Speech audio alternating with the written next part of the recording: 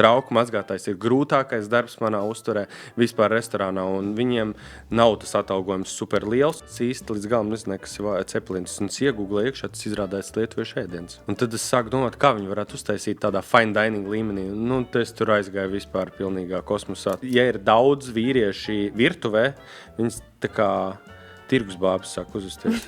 Šis ir provokatīvs jautājums, piedodiet man. Nu, ir tāda teorija par tām sieviešu ikmēnešu ciklu. Mani sauc Zana, es esmu žurnāla Pie galda redaktore, un šis ir podcasts Pie galda. Šeit mēs runājam ar cilvēkiem, kurus vieno ēdiens.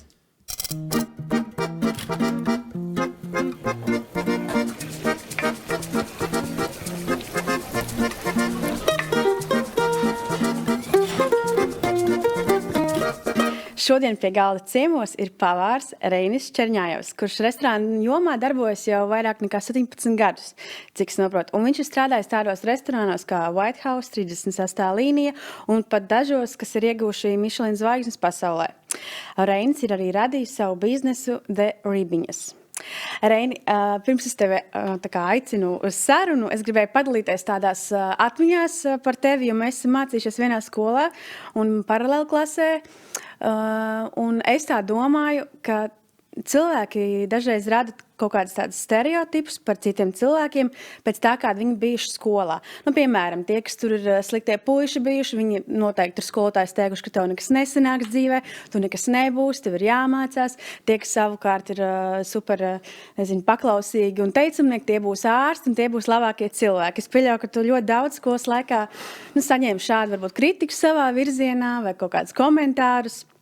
Un arī es tevi atceros kā tādu provokatīvu, skaļu, varbūt tiešu cilvēku, un man liekas, nekas varbūt arī nav mainījies līdz šim, bet tu esi atradis vismaz to jomu, kur tas tev nāk par labu. Es tā vismaz domāju.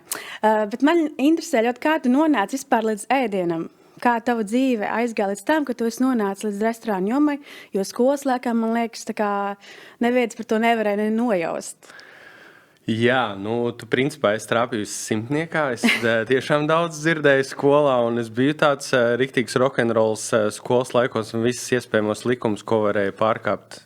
Tas bija to-do listā, un bija jāizdara. Es dzirdēju par to, ka es neko nesasniegšu, man jāmācās.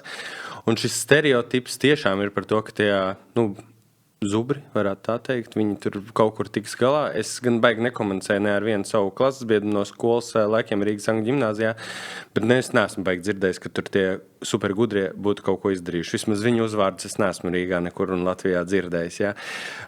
Es savā nišā esmu, varētu teikt tā, kaut ko izdarījis un kaut kur mans vārds jau skan un esmu kaut ko parādījis, ka es kaut ko saprotu.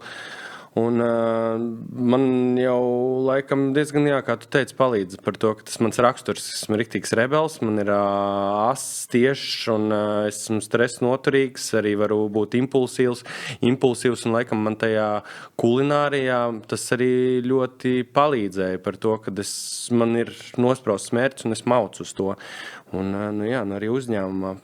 Dzīvojot Latvijā, tev vajag būt biezai ādai un jāatrod visādi varianti, kā tikt cauri birokrātijai un visam pārējiem. Tādēļ man tas laikam ļoti, ļoti palīdzējis dzīvē. Es iedomājos, ka varbūt ir bijis situācija, ka tu esi pasniedzis ēdienu restorānā kādai savai skolotājai. Nav tā bijis?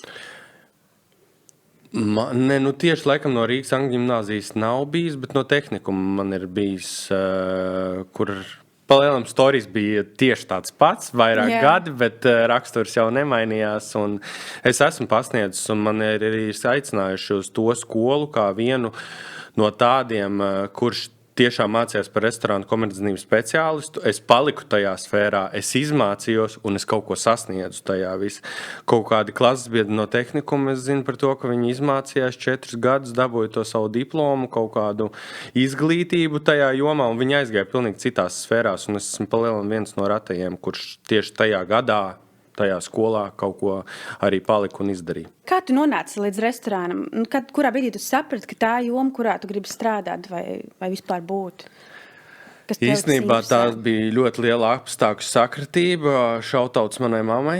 Viņi jūta par to, kad ir auzas 9. klasē. Esmu jau startēju 3. videnē, kas tajā laikā skaitījās tāda tusiņu skola, un es gāju visiem līdzi saviem draugiem, klases biedriem, kas pārgāja uz citām skolām, tā kā mācīties, tusiņu pēc. Man mamma saprata par to, ka man kaut ko vajag darīt. Ieguldīt to savu enerģiju, to savu dzīves sparu, lai mauktu tālāk uz priekšu. Un, viņi domā par to, ka man patīk runāties ar cilvēkiem. Esmu tāds atklāts starp viņiem, un viņi izdomāja par to, ka vajag iet tā kā mācīties par bārmeni vai kaut ko tādu, restorānos, jo viņai tajā momentā viņai tā likās. Es iestājos tajā skolā, jo mums kaimiņš mācījās tajā skolā. Un man mamma ir kosmetoloģe, un viņai klienti, tādi, zina cilvēkus apkārt. Un tad viens no tiem klientiem zināja Laura Aleksejevu, kas ir pirmais mans tā kā pamatlicējs kulinārijā. Man iekārtoja praksē pirmajā gadā pie viņa 36. līnijā par viesmīli. Uzreiz pirmā vieta, 36. Man bija 16 gadi, bet īstenībā viss sākās jau 14 gados. Kad es pie klases biedrenes, mums skolā bija tāda Inetu, kur viņas tētim piederēja Doma laukumā vai Livu laukumā, tur tas kaut kāds restorāns. Tas bija trauku mazgātais jau 14 gados. Tad tā dzīve jau iegrozīja. Pamati, bet tie ir reāli pamati. Mums vienā podkāstā Renārs Purmals stāstīja, ka katram pavāram ir jāaiziet cauri tam trauku mazgātam, jo, ja nav trauku mazgātājs, restorāns nevar būt tā kā atvērts. Tā ir, jā. Tāpēc, to arī nevajag noniecināt. Tā ir svarīga daļa, kur varbūt jāaiziet cauri, lai tu saprastu aizmuguri. Restorānā tā ir svarīgākā daļa, jo tik līdz pavāram nav kas nomazgās trauks, tur ir psihošana un pāns iet pa gaisu un viss slikti. Tā ir svarīgākā pozīcija. Jā. Un tas man iemācīja īstenībā novērtēt vispār tos cilvēkus, ka tas ir šausmīgi grūts darbs. Trauku mazgātājs ir grūtākais darbs manā uzturē vispār restorānā, un viņiem nav tas atalgojums super liels, un tev vienkārši jānovērtē. Es vēl joprojām atceros, kā es katrā restorānā teicu, kad mums ir tie gaini, marmīti, metāli, un daudz liek vienkārši uzmet gaļu virsū bez papīra, cepam papīra, ja? Un tas viss izcepās piedeg, un tev un es vienmēr esmu teicis, cieniet viņus. Uzliec to papīru, izmet viņu ārā, tie ir santīmi, bet viņam nebūs jāberš. Tas viņš varēs izdarīt vairāk, varēs kaut ko izdarīt, jo viņam jo tas darbs ir non-stopā, viņš nevar tur paņemt pauzi. Labi, restorānā neviens nevar paņemt baigo pauzi, bet viņam tas ir smagi visu laiku ūdenī pieliecies un vienkārši cienīt. Tas man iemācīja to, kad iet no pašas apakšas līdz kaut kādai augšai. Jā, un kurā brīdī tad esot tajā varbūt apakšā, tu saprati, ka šī tā joma, kurā es gribu palikt, man te ir interesanti un es te gribu savas ambīcijas izpaust. Baigi paveicās 36. līnija vispār tajā laikā, kad bija viss Jūrmalā notikās jaunais vilnis. Vispār ir ļoti forši bija strādāt, viss akšans, un tev man vispār dzīvē visu laiku akšans patikās. Jā, kā es teicu, man ielika iekšā pa viesmīlu praksē. Es 2 nedēļu laikā sataisīju tik daudz sūdzu, Lauri, piedod, Lauri, kad man pajautāja, varbūt tu gribi aiziet uz virtuvi, pastrādāt 2 nedēļas, paskatīsimies, kā būs. Un ja nebūs, tad liksim to pa bārmeni. Es iegāju iekšā virtuvē, man no turienes no tā laika, kad man bija 16 gadi, ārā dabūt nevarēja. Man likās viss tik interesanti, ka tur, tajā laikā tas bija 18 gadus atpakaļ, zaļumus viests uztaisīt. Tur ar trifeļu eļas pirmās parādījās labi produkti, kā maize top un viss pārējais. Man viss tas likās tik šausmīgi interesanti. Tā tas iegrozījās un ar katru gadu vairāk un vairāk sagribējās. Okay. Katram pavāram esot kaut kāds savs rokraksts. Saka, viens tur vairāk ir uz mājas tenets, vienam labāk sanāk gaļa, vienam fine dining, kāds vairāk labāk jūtās varbūt kaut kādā street food konceptā. Kas ir varbūt tas tavs virziens, kur tu jūties tā kā komfortabli? Ir kaut kas tāds, kur tu sevi sajūti visvairāk? Latvijā visiem pavāriem baigā tendence par to, ka ir jālieto Latvijas produkti un blā, blā, blā, un viss šis te. Bet tas nav vispār stāsts par mani. Okay. Nē, tas nav. Man patīk labi produkti, to, ko izmanto ārzemēs. Jā, var paņemt kaut kādas tiešām Latvijas labus produktus, bet man gribās gatavot kaut ko tādu, ko es ikdienā nevaru gatavot. Un mans rokraksts, viņš laikam, vismaz man tā personīgi liekas, viņš nav izstrādājies kā es viņu redzētu. Man patīk taisīt uzkodas, augstos ēdienus, bet laikam tāds konkrēti man nav. Man patīk Āzijas garšas iesaistīt Eiropas virtuvē iesaistīt Āzijas garšas, varētu tā teikt. Tu nebūsi tas pavārs, kas izdomās kaut kādu mūsdienīgo versiju no pelēkajiem zirņiem vai tur skābētiem kāposiem, tas vispār nav tev. Tas tev arī negaršo, vai tas tev neinteresē? Vai? Īstenībā viens no populārākajiem ēdieniem bija, bet tas nebija tā kā īsti Latvijas ēdiens, bet man patīk piedurties par ēdienu. Tā jābūt spēlei. Vienkārši kaut kādas kosmiskas idejas nāk prātā, un viena no tām kosmiskajām idejām, kad White House tieši gāja tādā super augstajā līmenī, ka mums tas mērķis bija, ka mums vajag to super augsto līmeni, es izdomāju ēdienu cepelīns. Ne jau es izdomāju ēdienu cepelīns, bet es paņēmu cepelīnu, jo mēs spēlējām tur vārdu spēli, un es īsti līdz galam nezināju, kas ir cepelīns. Un es iegūglēju iekšā, tas izrādās lietuviešu ēdiens. Un tad es sāku domāt, kā viņi varētu uztaisīt tādā fine dining līmenī. Es tur aizgāju vispār pilnīgā kosmosā, tur gāja iekšā Argentīnas ribais, Argentīnas sarkanās garnals, tika pasniegts ar melnajiem sarkanajiem ikriem, tur čipotlas kefīra mērci no kartupeļiem. Un tur Bet viņš joprojām izties pēc cepelīna? Viņš bija perfekta bumbiņa. Viņš nebija tāds tā kā, kā jābūt tam tā kā klimpiņai. Jā, bet viņš tika uztaisīts pēc garšām ar, kad parasti liek to kupināto speķu un UTT. Es pieliku čipotlas kupinātos piparus. Es dabūju to garšu autentiski līdzīgu, bet ar savādākiem produktiem, restorānu produktiem. Mēs viņu pasniedzām fine dining. Godīgi, tas bija viens no populārākajiem ēdieniem, ar ko mēs tā kā riktīgi izcēlāmies. Man viņš pašam ļoti patikās, bet vispār es vienmēr esmu taisījis tādus, interesantos ēdienus. Ja tā ir jābūt kaut kāda super vienkāršam ēdienam sevičai, es viņu vienmēr pārtaisīšu kaut kādā super interesantā veidā, lai viņu var pasniegt tiešām restorānā, un tas nav tā kā 95% restorānos. Un tad izklausās, ka tas arī varbūt ir tavs rokraksts, ka tu pārvērt kaut kādas varbūt zināmas lietas nedaudz citādākā veidolā vai citās garšās. Paldies visiem, kas skatās un atbalsta mūsu podcastu. Abonē mūsu kanālu un nepalaid garām jaunākās epizodes un droši iesaisties diskusijā komentāros. Bet saka, lūdzu, kā tev šķiet, kādam ir jābūt labam pavāram? Tu esi bijis tajā burbulī gana ilgi, un esi redzējis, ka varbūt kāds atnāk, kāds aiziet, kāds uzkāp tajā pīķī un tikpat ātri būt nokrīt. Kam ir jāpiemīt, lai tu tā kā varētu būt? Tas ir kaut kāds raksturs, temperaments, vai pietiek ar talantu, vai talantam vispār nav nozīmes? Kādas tavas domas, kas ir izkristalizējušās šo gadu laikā? Talants noteikti nav pats galvenais, jo tev labs skolotājs iemācīs, un ja tu esi tā kā darba cītīgs un tiešām strādā, tu to visu iemācīsies, bet talants noteikti palīdz, lai kaut ko sasniegtu. Tam ir jābūt ļoti lielai stresa noturībai, jo tas darbs, man liekas, var būt vienā plauktiņā ar kaut kādu profesionālu armiju, kur tev ir gan fiziski, gan stresa noturība un viss pārējais, un tev ir jābūt baigajām ambīcijām. Es laikam nezinu nevienu tādu high level šefpavāru, kurš nebūtu šausmīgi ambiciozs un baigās kabaraka pakaļā. Un tad tas viss kopums tev saliekās, kad viņam gribās maukt uz priekšu, viņam vajag kaut ko panākt, būt labākam par kādu citu, ne jau tāpēc, ka lai pierādītu un būtu tie spārni, bet vienkārši tā kā, viņam ir tas drives iekšā, ka viņam gribās kaut ko savādāk un pierādīt par to, ka var kaut ko izdarīt ar to produktu savādāk. Un tad varbūt saliekās tie pa plauktiņiem viss un kaut kā sanāk. Iespējams arī veiksmi. Man diezgan dzīvē ļoti veicies ar cilvēkiem, kas man apkārt. Varbūt tas ir kaut kāds, rakstura man īpašība, ka es māku atrast kopīgu valodu ar cilvēkiem.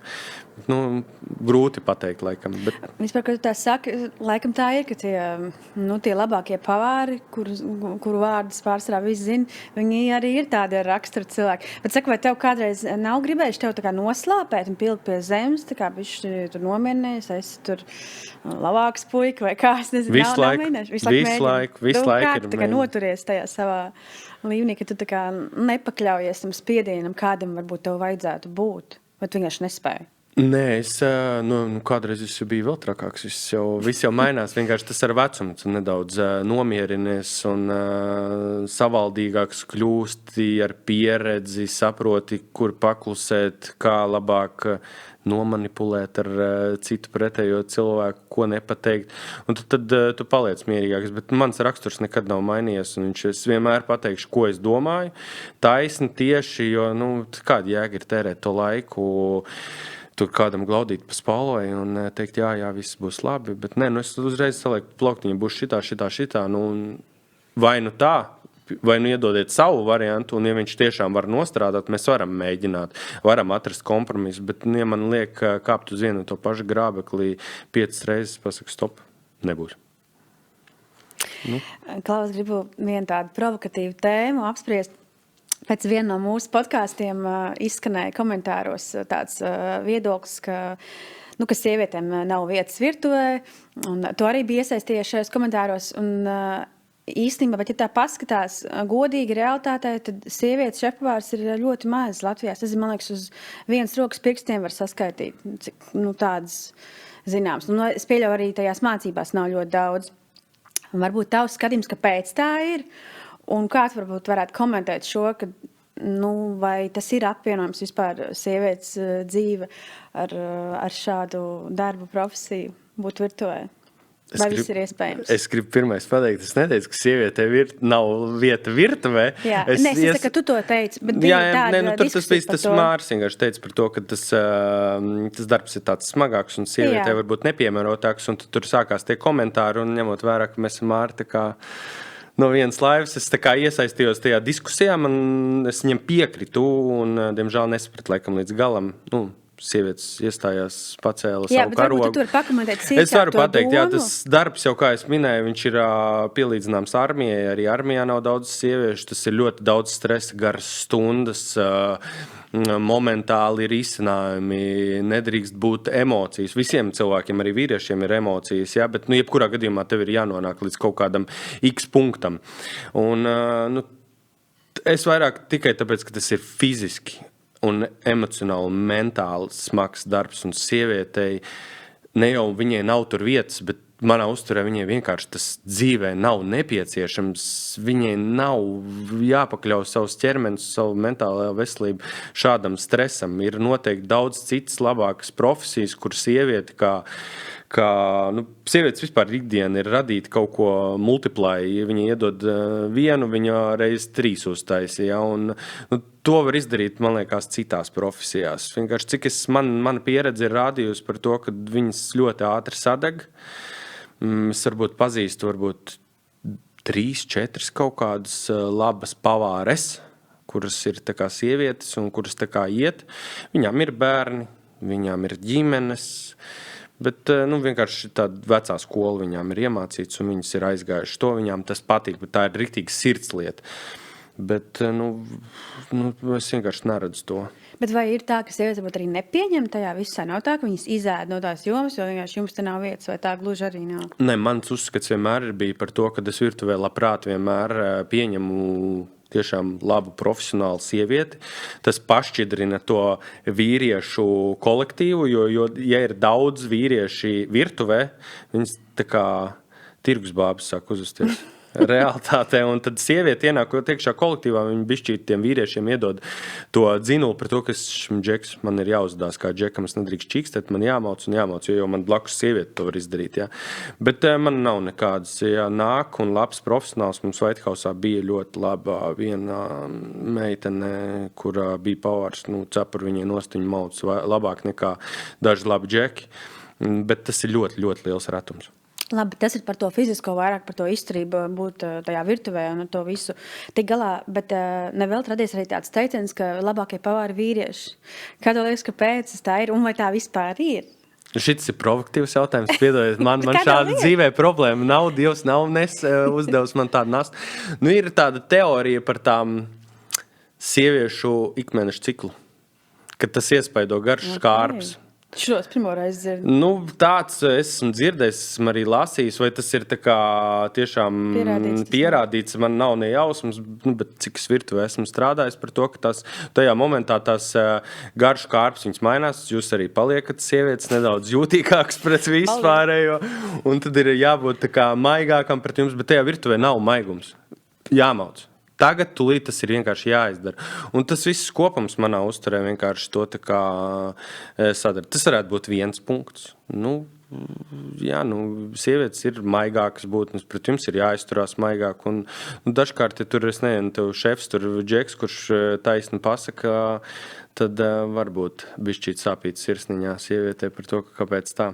Bet tur nav laika, tas jau nav aiz ļaunu, tur vienkārši nav laika. Tev vieglāk ir ātrāk skaļi uzkliek, pateikt, tagad dari, un pēc tam tiksim galā.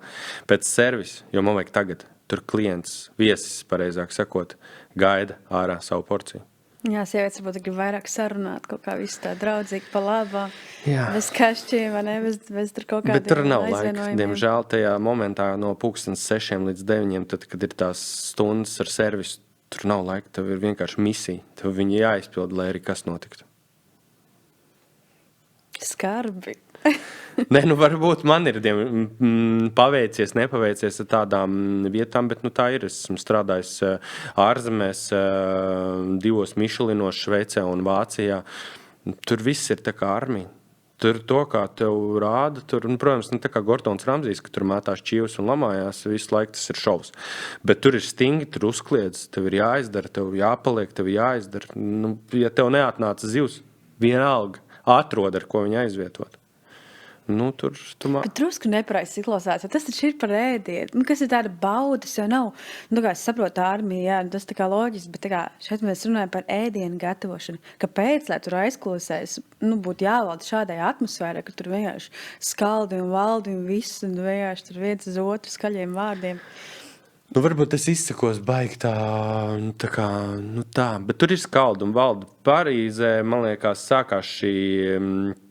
Kā mēs tagad strādājam 21. gadsimtā, ka katram ir sava sekcija. Mums ir augstā virtuve, karstā virtuve, tur deserti, komplimenti, un tev katram ir savu zonu. Tas sākās viss Parīzē. Ka bija viens tas šefs, es neatceros gadus, neatceros vārdu, bet es ļoti labi atceros to podcastu, kur tika tas viss pastāstīts par to, ka no sākuma virtuvē visi darīja visu.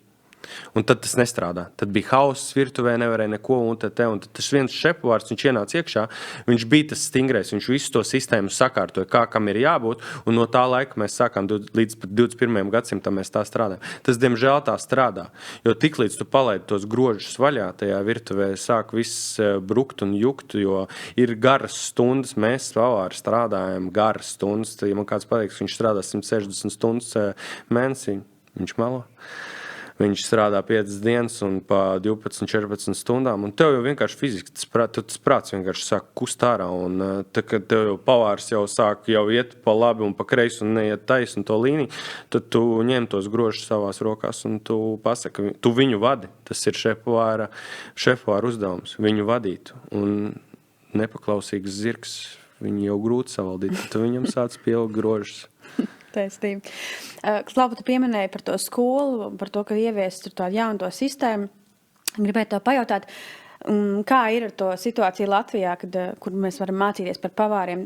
Tā labākā skola ir šī, kam iziet tā kā cauri, un tas tev tā kā iedod tos pamats, vai tomēr pēc tam tā reālā dzīve, tā prakse un tā pieredze jau restorānā ir tas, kas pēc tam iemāca tam pavāram būt par pavāru. Kāda ir tā situācija pavāru izglītībā Latvijā? Mums ir tā kā laba tā skola, vai slikta, vai jābrauc uz ārzemēm, vai ir gana labi tepat pie mums un vienkārši jāmačī? Kāds tas skatījums? Ja tu salīdzināši nesen esi, nosacīt nesen, beidz salīdzinot ar, citiem pavāriem, kas pie mums ir bijuši? Manā uzturē līmenis Latvijā šī nav raķešu zinātne, virtuve nav raķešu zinātne, kaut gan mums patīk tur viņu saukt par NASA's projektu, kurš jāpalaiž mēnesi. Tur ir jāmācās. Tur ir jāzina basics, bet basicu tev skolās Latvijā var iemācīt. Ir Rastičam ļoti laba skola, kur tiešām tos pamatus ieliek, un lai cilvēks, kad viņš ieiet iekšā tajā virtuvē, viņš saprot plus mīnus, kas notiekās, lai tam šefpavāram, kuram iedod to praktikantu, viņam no pilnīgas nulītes viss tā kā jāiedod. Viņi atnāk diezgan labi jau, saprotoši, kas notiekās plus mīnus, kāda ir disciplīna, ko no viņa sagaida, kas būs jādara. Un viņš iemācās tur, bet manā uzturē vienmēr šajā profesijā tikai un vienīgi praksa. Un tad, kad tev ir praksa, tu vari sākt lasīt, pēc tam, kā es sāku lasīt grāmatas, studēt receptus, un tad jau tu no tām grāmatām, tad, kad tev ir praksa, tu saproti, kā tas viss veidojās, jo grāmatā recepti ir uzrakstīti, tas ir viens. Viņu taisot, tas ir 100% pirmajā reizē nesanāks. Tāpēc, ka tur ir mazie knifi, ko neviens pavāra grāmatā neliek savādāk. Tur tā viena recepte ir viena grāmata. Un tādēļ tas basics ir jāsaprot. Un tādēļ manā uzturē tikai praksa. Var aiziet pamatus, iemācīties skolā, nepavadot pārāk daudz tur laika, neiztērējot daudz finanses un iet iekšā restorānā. Restorānā tu dabūji basiku, un es vienmēr visiem saviem praktikantiem saku par to, ka tu esi jauns, mauc ārzemēm. Bet, klā, man tieši bija tāda vilšanās par šo sarunā ar Māri Jansonu. Es viņam jautāju, ja viņam tagad jāizcep banānu maizi, ko viņš darīt, vai viņš mācētu. Viņš teica, ka ne, viņš meklē tā kā recepti. Un man liekas, kā pavāram, vai te neiemāc tajā skolā kaut kā to ķīmiju, kaut kā to formulu, kā dabūt to rezultātu, kas ir jāsaliek kopā. Nu, viņš teica, jā, es saprotu, ka tur vajag augvielu, vai tur miltus, vai tur, kas satur kopā, kas tur uzpūš.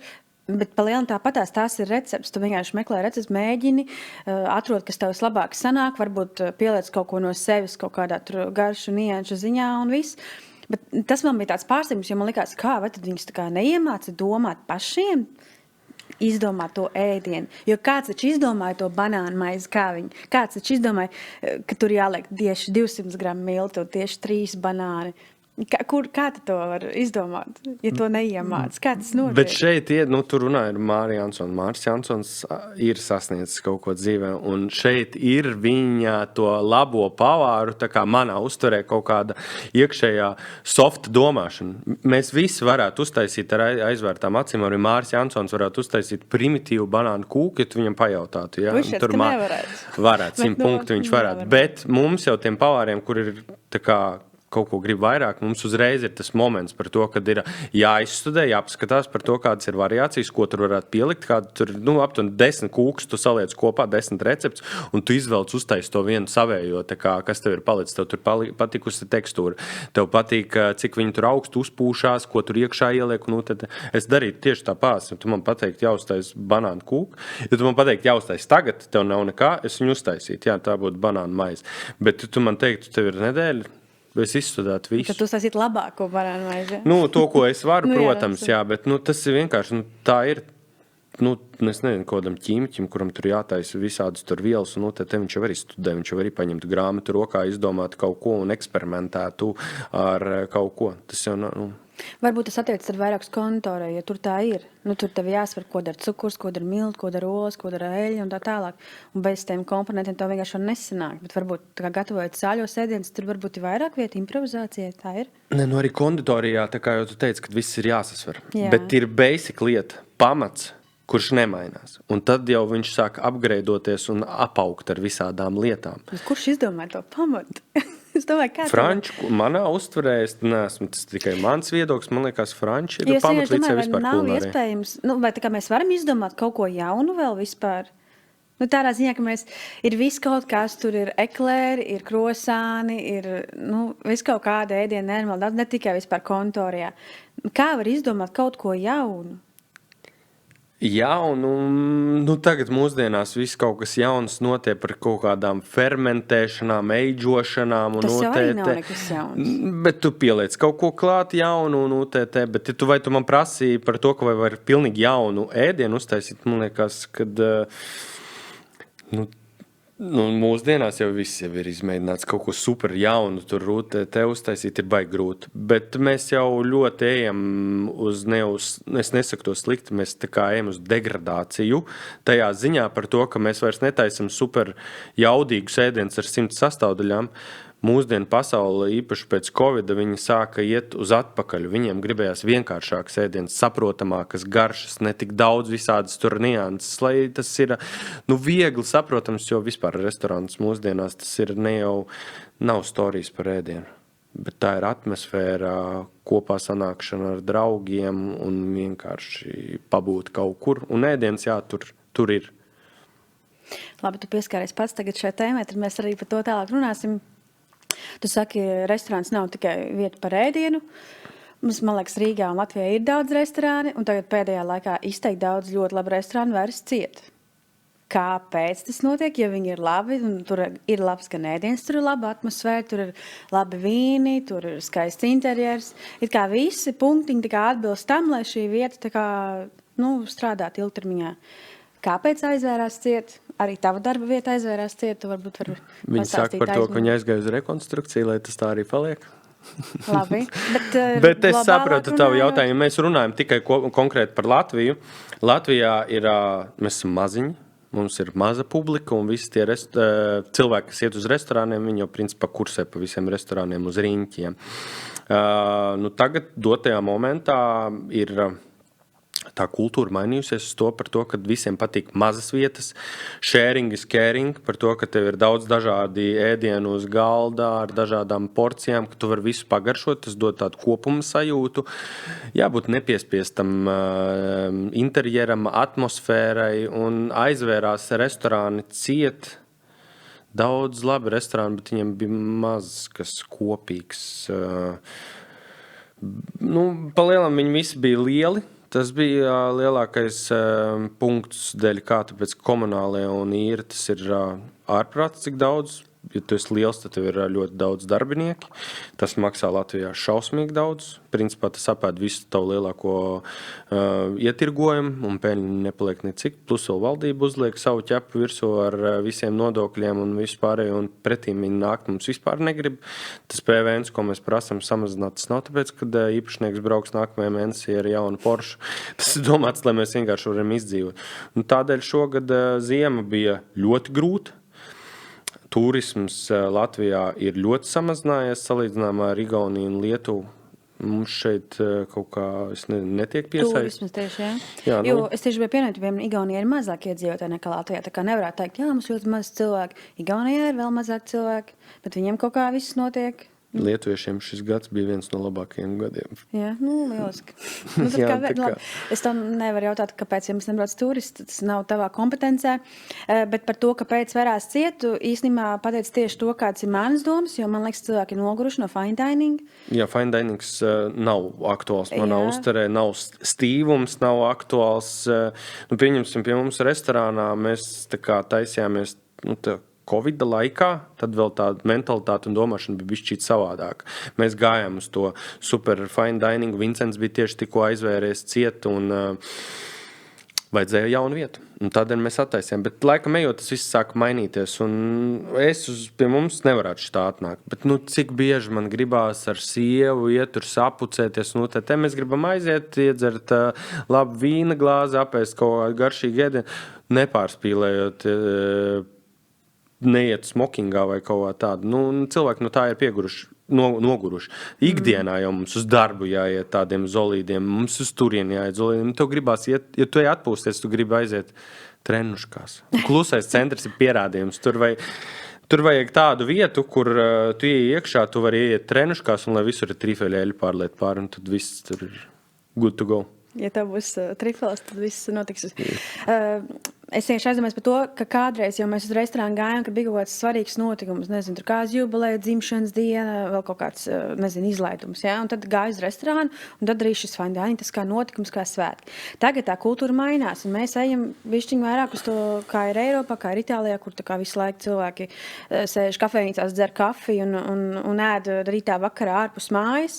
Mēs nedaudz uz to ejam, līdz ar to tad arī mainās tas pieprasījums, ko mēs gribam. Mēs negribam vilkt uzvalku un iet ēst 3 kārtu vakariņas. Mēs gribam vienkārši kaut ko apēst vai vienkārši satikties ar draugiem paziņām un iedzert kokteili vai kādu uzkodu uzēst. Un tas, laikam, ir tas koncepts, kas cilvēkiem šobrīd interesē, un šobrīd ļoti daudz vietas varas vaļā jaunas. Un nav arī tā, ka šī nozara viss tagad turās uz 5 restorāniem. Man liekas, katru mēnesi parādās kāda jauna vieta. Vai kaut kāda beķerei, vai kontorei, vai kaut kāda kokteļu bārs. Vai tev ir kaut kāda vīzija par to, kāds varētu būt pēc 5, 10 gadiem? Fine dining vispār tā kā nebūs, un mēs ejam uz tādām mazām ieskrietuvēm, vai kāda tā tendence? Fine dinings būs vienmēr manā uztverē, bet viņam vienkārši ir jāsamazinās. Pirmkārt, Latvijā, manuprāt, valdībai ir jāuztaisa kaut kādas licences. Kā tu teici, katru dienu atverās kāds restorāns. Lūdzu, iedodiet kādu licenci, ka tu nevari vienkārši atnākt, es gribu restorānu. Tāpēc, ka mūsu restorāni ir pārāk daudz, tā jau ir tā problēma par to, ka viņi varās, nākamajā dienā aizvarās kāds cits un vienkārši nav tās publikas. Bet kāpēc tad viņi varās? Ja reāli tā joma ir kā, tāpēc, ka visi domā par to, ka viņi var. Mēs esam ar kaut ko īpaši un mēs zinām un pārsvarā jau diezgan bieži atver kaut kādi cilvēki, kuriem vienkārši gribās kaut kādu biznesu uztaisīt. Sapnis par savu kafejnīcu. Sapnis par savu restorānu, kafejnīcu. No te mīļie draugi, ja jums ir nauda, vērsties pie manīm. Es jums uztaisīšu privātu pasākumu. Mēs noliksim pasākumā mucu pa vidu un iebērsim to naudu iekšā un aizšķilsim viņu. Ticiet man, pasākums būs neaizmirstams un iespējams mēs ar Instagram un Facebook skatījumiem nopelnīsim vairāk nekā jūs visi varēsiet restorāni jebkad nopelnīt un vai vispār atpelnīt viņu. Latvija pagaidām nav tam gatava. Mums ir labi restorāni, lai viņiem paliek tā vieta būt un strādāt. Es negribu nevienu saukt tieši reklamēt vai ko tādu, bet te ir tiešām atvēršies mazi forši restorāni. Un, lai viņi ir. Tiklīdz atverās kaut kāds jauns, viņš jau noņem kaut ko nostiem. Bet iespējams tas jaunais restorāns, viņš atvērsies, viņš pēc pusgadā nomirs. Un tam foršajam restorānam mazajam, kuri saprot, ko viņi dara, viens no ratiem, tur 10%, viņam tas noplūdums uz to otru restorānu, viņš ir diezgan crucial, finansiālajā daļā. Un tādēļ, es domāju, ka nevajag. Visiem ir sapnis par kebabnīcu, burgernīcu. Mums te, man liekas, tāda sajūta, ka visi burgerātori un kebabnīcas īpašnieki. Jā, man ir daži draugi, kas arī saka, Zanda, negribu savu restorānu? Nē, tā kā vispār negribētu nekad, tā kā lūdzu, nē. Ļaujiet man gatavot mājās draugiem, darbā, bet tā kā darīt to no rīta līdz vakaram, tā ir pilnīgi cita lieta. Un tā ir tāda ilūzija par to, ka tas ir ļoti skaisti un forši. Esmu nedaudz pabijusi arī tajā jomā un nē, tas nav priekš manis. Bet pagaidām tas nav iespējams. Kamēr nemainīsies ļoti daudz punkti visur apkārt, nekas nemainīsies. Es saku, es jau visu pieminēju. Komunālie nodokļi, īre, darba spēks, kas maksā, produkti, kas arī maksā, viss tas benzīns, tas viss tas viss ļoti iespaido visu to kopskatu un kas paliek pāri. Neviens restorāns nepeld naudā. Mārs Jansons mums sarunā piedāvāja šādu alternatīvu, ko valdība varētu izsniegt katram cilvēkam 200 eiro talonu, un tu viņu ej tērēt, mēnešu laikā tev jāiztērē tas talons ir restorānos, lai tikai atbalstītu to nozari. Renārs Purmals piedāvāja variantu, to viņš bija aizņēmies no Skandināvu valstīm, kur tā kā valsts kaut kā dotē vietas, kas kaut kā popularizē tās valsts tā kā kultūru. Piemēram, mums te būtu pelēkie zirņi, tava restorānā tur ēdienkartē pelēkie zirņi, vai tu tur skābēts kāpostus, vai kaut kāds cits, tā kā tradicionālās vērtības piekop, tad tā kā valsts tevi atbalsta. Kāds būtu tavs piedāvājums? Kā valsts varētu palīdzēt šai nozarei? Mans, konkrēti vienkārši samazināt PVN. Talonu neizglābs mūs. Es nesaku, ka idejas slikti vai kaut kas tāds, jā, fine, viss kārtībā, bet to restorānu jau viņi ir ļoti daudz. Un Latvijā maz cilvēku, katram iedod pa 200 eiro, jā, to talonu, un viņi jau izbirst pa tiem visiem restorāniem, it kā jau nekas baigi nepaliek pāri. Protams, ka tas palīdzēs noteikti, bet ja visiem tā kā samazinās to PVN, tā kā pieņems viesnīcām, viņam ir mazāks tur PVN, tev jau būs vieglāk elpot, tev būs kaut kas paliks pāri, ar ko menedžēt tālāk un kā savilkt tos galus kopā. Man cits variants, es pagaidām citu variantu. Man ir daudz variantu, bet tie ir nereāli. PVN samazināt manā uzturē, tas ir reāli. Bet jūs tur esat arī gājuši, man liekas, bija bijuši piketi, ir bijuši kaut kādas tur diskusijas arī mēdījos. Nekas tā kā nav uzlabojies šajā jomā, ja? Viņi neskatās uz to tālajoši. Viņi domā par to, ka tagad nogriezīs nost to PVN. Mazāk nauda nāks atpakaļ un visi maksās melnās algas un nebūs nekāds pienesums. Tad labāk, lai ir tas PVN, rītā aizvērsies viens restorāns, bet parīt atvērsies divi un tas PVN visu laiku grozīsies. Bet neviens jau neskatās par to, ka pusi no tiem restorāniem, kas aizvarās ciet, viņi paliek ar milzīgiem nodokļu parādiem. Viņi jau neatgūst to naudu. Esošajiem restorāniem ir grūti, viņi visu laiku kavē to naudu. Tas apburtais loks manā uzturē ir vienkārši jāsakož uz zobi, jānolaiž, vienkārši jānocēr tā galva, miers un Dievs, un tad jau jāskatās. Pacelt atpakaļ, tak šai vienmēr varēs, bet ļaujiet mums pierādīt par to, ka kaut kāda jēga no tā viss būs. Tak valstī, ja mums kā restorāniem būs labāk, tad arī valstī būs labāk. Es nedomāju par to, ka visi restorāni tagad pēkšņi nolaižoties PVN samazināsies cenas. Un mēs visi pēkšņi iesim uz tiem restorāniem vairāk. Būs neliels pieaugums, bet vienkārši nedaudz vairāk paliks. Tas palīdzēs tā kā atkopties višķiņu. Jā, bet tā nauda jau aizies atpakaļ uz nodokļiem vai sociālajām garantijām vai ko tādu. Es saku, visi tie restorāni, daudzi, kas aizvērās, viņiem jau bija nodokļu parāds. Jo nav noslēpums, jebkurš var to ieiet iekšā pastīties, cik naudas netika atgūts. Viņš neatgūs nekad atpakaļ. Taisnība. Man liekas, tas bija Covid laiks, kad tu uztaisīji savu mazo biznesiņu Darībiņas.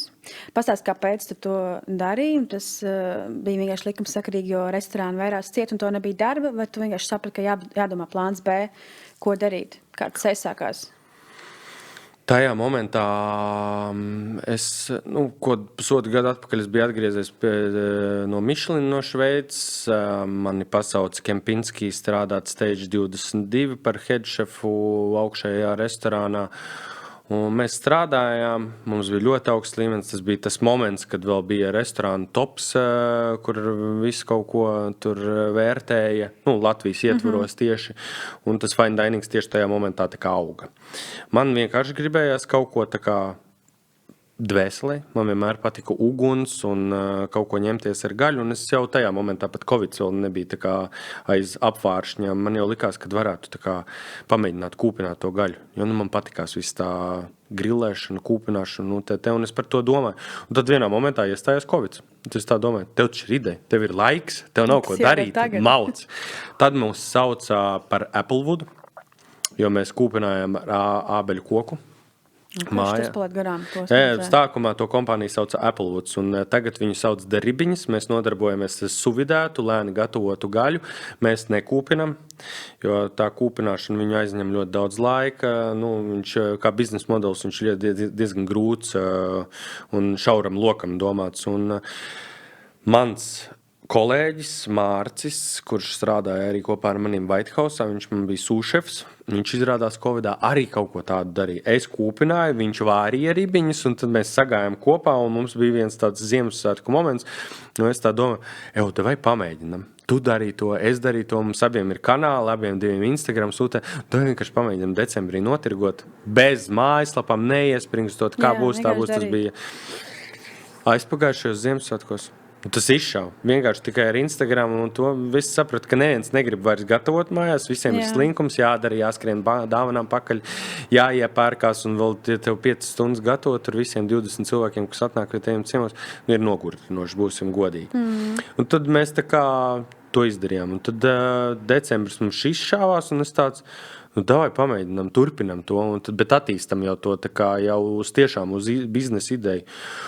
Mēs uztaisījām mājaslapu, tur viss standarts, kā mēs gājām un attīstījāmies, un tagad mums ir tā, ka mums ir online veikals, nopietnas, mēs esam vienīgie Latvijā noteikti, kuri taisa suvidētas biezās cūgaļas, ribiņas, plānās ir, kas taisa, bet mums ir pilnīgi absolūti cita tehnoloģija, jo mēs esam pavāri. Lielopu vaigus pie mums var dabūt osobuko, lielopu rības, plucinātās vistu, plucinātu cūgaļu. Mēs jau domājam jau par vasaras līniju, tur par šašlikiem, cepam, dasām un vispārējo, mēs jau strādājam uz ražotni, un tā ideja vienkārši apvienojās un uzradās. Un tagad tas ir mūsu galvenais mērķis. Mums ir online veikals un viens pašapkalpošanās leduskapis Sāgā. Mēs tagad dotajā momentā gaidām apstiprinājumu vienā projektā. Crossfingers, lai viņš ir izdevies. Ceru par to, ka visi skatīsies. Es jau kliekšu Instagramā par to, ka mums izdevās. Mēs ejam uz savu noliktavu, savu vietu un vēl pašapkalpošanās leduskapiem. Viņi maksā diezgan lielu naudu, mums vajag to atbalstu un cerams, ka viss izdosies līdz gada beigām iekarot Latviju un tad ir Baltijas tirgus. Tagad būs mazā reklāmas pauze. Ļoti laba gaļa. Es jums iesaku lielopu vajag vienkārši izcili. Plūcinātā vistiņa ļoti labi. Viņas arī lieliskas. Tā kā Reids man par to nemaksā. Es vienkārši godīgi pasaku. Tā kā visi aiziet uz mājaslapu Darībiņas un pasūtiet kaut ko garšīgu. Bet jautājums man tev ir par to, kā ir salīdzinot ar restorāniem, cik varbūt viegli vai grūti ir būt tādā ražošanas pusē, tas kaut kas pilnīgi cits ir. Un kā tu šeit jūt kaut kādu valsts atbalstu vai neatbalstu, tas ir, to var jebkurš, vai arī šeit ir jābūt īpašām kaut kādām, dotībām un rakstura īpašībām, lai varētu kaut ko tādu vispār Latvijā darīt. Ja es domāju, daudziem ir kaut kāda ideja, gribas kaut ko darīt, bet liekas, ka grūti, sarežģīti pie mums te kaut ko ir ieviest. Tu to izdarīji, tu pārkāpi tam pāri un izskatās, ka diezgan veiksmīgi. Un kāda ir tā realitāte? Ir kalni un lejas vai viss ļoti forši? Mūsu kalni un lejas ir par to, ka mēs mārts sākām no savu budžeta. Okay. Bez baigiem investoriem mēs tiešām sākām pilnīgi no nulles. Jā, mēs ejam cauri katram posmam paši un bez šorkatiem. Mums nav iedots lāde ar naudu, mauciet džeki. Iespējams, tad, ja mēs uzmauktu uzreiz tādu daudz, mēs ļoti ātri aizvērtos, jo mēs nebūtu to vārdu nesuši Latvijā un viņu nesāktu jau atpazīt un pirktu. Mums būtu viss kaut kas daudz, bet nebūtu kas pirktu. Ražošana no otras puses. Es nezinu, tas jau tāpēc. Es esmu tajā sfērā.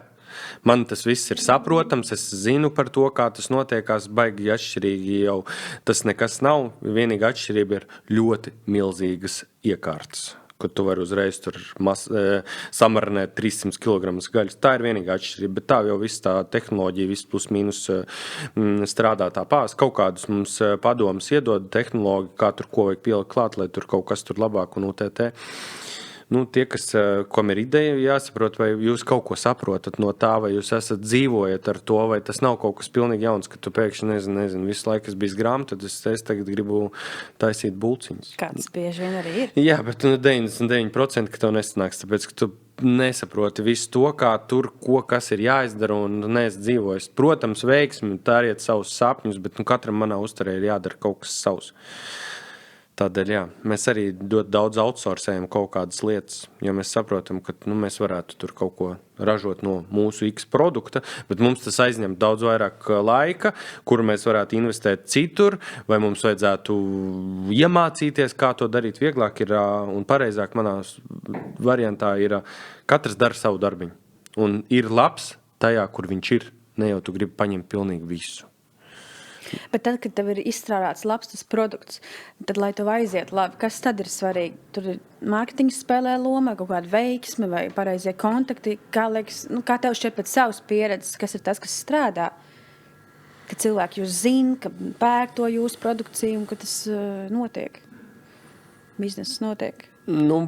Noteikti reklāma, tas ir viens mūsu veiksmes stāsta aspekts. Otrs par to, ka mūs zina kā pavārs. Mums jau uzticās, ka mēs tiešām saprotam, ka tas nav no lielā kaut kāda kombināta nācies masveidā uzražots, bet ka mēs tiešām ieguldam tā kā pavāri dvēseli tajā produktā, lai tas ir tā kā restorānā gatavots.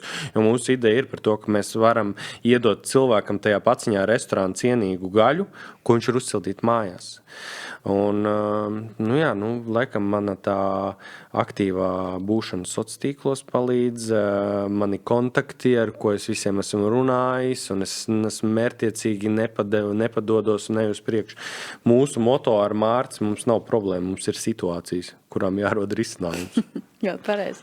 Bet tas nav sabojājis jums attiecības. Ja bieži vien saka, tā kā, draugiem, es esmu, vai jūs bijat draugi? Ne, mēs nebijām. Tā kā, mēs pat nebijām pazīstami. Mēs tagad gribētu ticēt, ka Mārcis varētu teikt, ka mēs esam draugi. Man viņš ir draugs jau kaut kas vairāk kā tikai kolēģis un biznesa partneris, viņš ir draugs. Bet mums paveicās. Man paveicās ar viņu, es gribētu ticēt, ka neņemot visu manu raksturu vērā, viņam ir paveicies man. Mums katram ir sava niša. Viņš vairāk ar papīriem, grāmatvedību un tādām juridiskām lietām ir spēcīgāks un tāds nosvērtāks. Es esmu vairāk atraktīvais, kurš mauc marketingā un visā pārējā, un idejas man ir kā mājas, un viņš ļauj viņām izpausties, un mēs esam atraduši to kopējo valodu, un mums sanāk. Katrs ar savām spēcīgajām pusēm, jā. Es viņam ļauju izvērsties tur, kur viņš grib izvērsties. Viņš ļauj man elpot un dzīvot, un tad viss izdodās. Bet mēs viens otru cienam, mēs Mēs uzticamies par to, ka, ja viņa nav blakus, viņš 100% zina, ka es izdarīšu visu. Un otrādi, es zinu, ka viņš izdarīs visu. Bet tā ir tīrākā veiksme. Es piekrītu par to, ka ir draugi, kuri uztaisa biznesu, un tur viss ir slikti.lv. Laiks rādīs. Bet mēs esam norunājuši, esam runājuši par to, ka kā būs. Mēs esam sadalījuši visu pareizi juridiski, lai nav strīdi pēc tam. Gadīties dzīvē var visādi. Jā. Klau, tev ir gana liela pieredze esot restorānu jomā, esot kā šefpavāram. Tagad tu esi arī tādā otrā pusē, kaut kādā ražošanā un piedāvāt cilvēkam patieši šo produktus. Vai tev ir izkristalizējies kaut kāds viedoklis par to, kādi ir latvieši? Mēs esam prasīgi, kašķīgi, vai mēs esam konservatīvi, vai mēs esam ļoti gurmāni izteikti. Kāds ir latvietis ēdināšanas jomā? Restorānā mēs esam super prasīgi. Mēs atnācām, mēs maksājam naudu, mums vajag visu tā kā Mišlinā, un katrs otrais latvietis ir bijis Mišlinā, kā mēs visi zinām. Jā, protams, jā. Tur bija tā. Ok, labi, ja tur bija tā. Bet to tehnoloģiju ir daudz. Viņš ir prasīgs noteikti tas latviešu viesis. Viņš grib labāko. No tās reizes, kad viņš ir atnācis, viņš paņems, izsuks visu ārā. Tas ir par latvietu. Ir, protams, arī citi latvieši, kas ir jau tiešām ir braukuši un zina, kā tam visam ir jābūt. Tā pirmā daļa, ko es stāstīju, tas ir par tiem, kas iet varbūt reizi gadā uz restorānu. Otrā grupa ir tāda, kas tiešām iet uz restorāniem. Viņi nāk baudīt atmosfēru, ka viņi apkalpo. Viņam svarīgi ir apkalpošana par to, ka viņi paši, bet ne pa daudz. Jābūt ir, kas atnāca ar tevi parunāties, pieņems restorānu, man vajag atnes, man pastāsta, viss paldies, lai es jūtu, ka tu tur viesmīlis esi kaut kur tur, ja man beidzās tur kaut kas glāzē, viņš uzreiz to visu izdara. Tas ir svarīgi, bet ne pa daudz uzmanības. Tu pats arī uz tādām vietām? Uz fine dining, tev interesē tas vai pašam ne? Nē, tu pats mums ne. Labi, kur tu ej? Kas ir tās vietas, kas tev, nevis kā nosaukums, es domāju vispār, kāda koncepts tev patīk šobrīd? Kurš tu esi gatavs atbalstīt? Man ir tāds liels mīnus. Es neeju uz restorāniem. Es mājās varu uzgatavot labāk nekā tie citi restorāni. Tev neinteresē tajā, ko konkurenti dara? Nē, es aizēju uz tiem jaunajiem restorāniem, kas ir uzcēluši baigo hype. Es aizēju paskatīties, nočikot, kas tur īsti notiekās. Un tad hypes ir pamatots vai pārsvarā? Nē, daudzas reizes jau viņš ir pamatots, daudzas reizes jau esmu uzzinājis no kaut kā sapratis, kas tur ko un ko sagaidīt.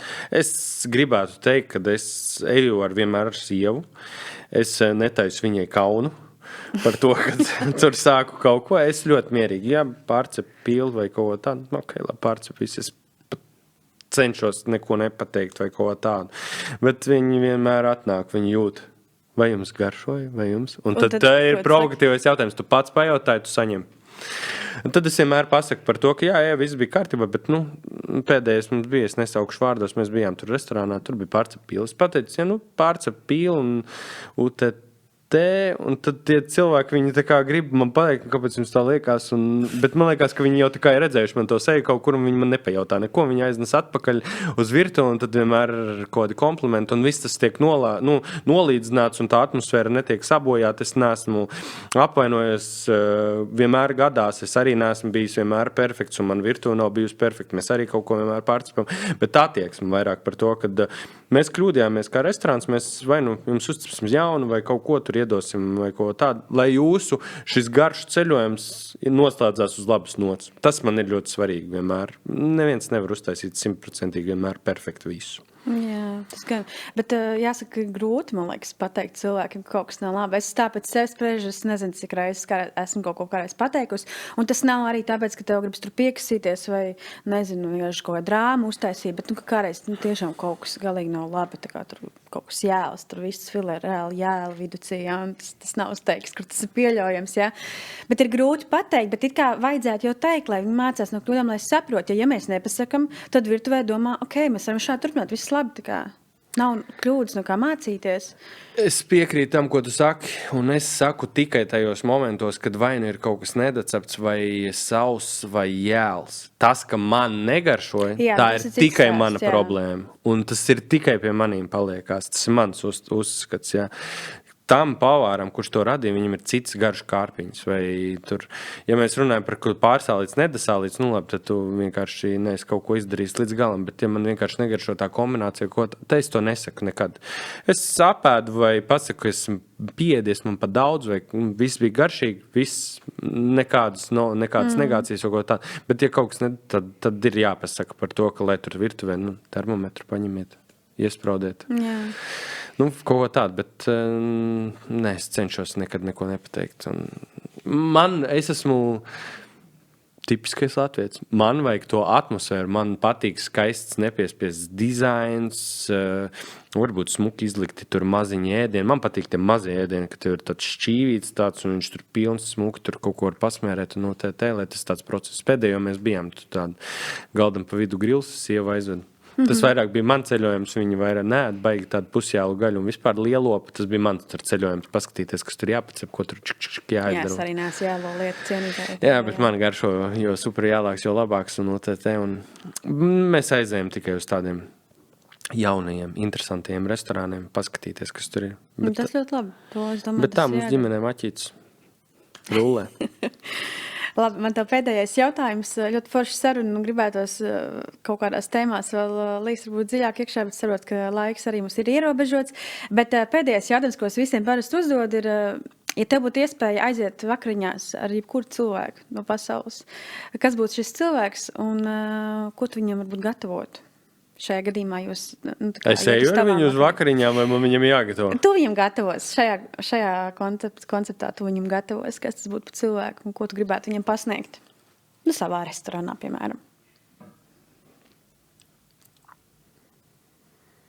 Neesmu nekad par to aizdomājies tā, bet es... Kaut kāds elks varbūt tev ir? Vai ir kāds cilvēks? Nē, es laikam ar tēti gribētu aiziet. Man tētis... ir krievs, man ir krieva asins, un tas nav saistīts ar karu vai kaut ko tādu. Viņš vienkārši no turienes, viņš kādreiz dzīvoja Latvijā, viņš bēga no Krievijas un vienkārši atgriezās atpakaļ uz Krieviju, un es neesmu saticis 9 gadus. Mēs sazinamies, jā, jo ir grūti aizbraukt uz turieni. Viņš laikam nekad nav ēdis manu tādu fine dining ēdienu. Es esmu bijis Krievijā pie viņa, mēs esam gatavojuši ugunskurā, tur lēni pagatavotas, tur pīļu kājas, tur esmu pēc medībām viņam gatavoju. Viņam jau tas likās krūti, bet viņš nekad nav ēdis tādā fine dining restorānā, ko es esmu radījis. Viņš ir redzējis bildes, bet es laikam gribētu vienkārši tēti paēst. Lai viņš redz, ko es māku, ko esmu sasniedzis un kā es gatavoju un vienkārši satikt viņu. Laikam, šo dotajā momentā tas būtu man tāds sirdī tuvākais variants. Ļoti sirsnīgi. Paldies tev. Man tev ir sagatavot dāvanu. Tu tikko minēji, ka maķītis rullē, ka tev garšo. Es domāju, ka es ar savu dāvanu esmu trāpījis 10. Ja tev liekas, ka tas ir vienkārši maisiņš, kas ar mājās bija, tad nē, viņš tika autentiski tajā veikalā ielikt šajā maisiņā, kad es teicu, ka man vajag maisiņu, jā. Tu vari paskatīties, jo parasti pavāri saka, ir tāds stereotips, ka tie pavāri ēd tur steikus un smalkos ēdienus, un tad nē, tu viņi reāli saka, viņi ēd maķītī, viņi ēd pelmeņus vai šo, kas ir šajā maisiņā. Jā, mums pelmeņi mājās ir uz urra.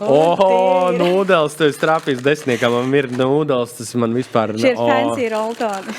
Jā, man teikt, nūdeles vispār ir jāpieliek olu dzeltni, viņš tur jākiem, mums starp citu, tad arī viņām ir tieši arī recepti ar to, kad kā var apgreidot šitādas te nūdeles, ar kaut ko apgreidot. Tur realitāte 10 minūtēs var uztaisīt reāli mājās rāmeni. Protams, viņš tam var buljonu, tur super UTT, bet ļoti garšīgi ātri. Šī ceru liks lietās. 10. Paldies tev, Reini, par sarunu. Bija interesanti. Es novēlu, lai tev izdodas viss tavā gan privātajā biznesā un arī restorāna jomā tev netrūkst ambīciju un ir kur izpausties un lai tev viss izdodas. Paldies. Paldies.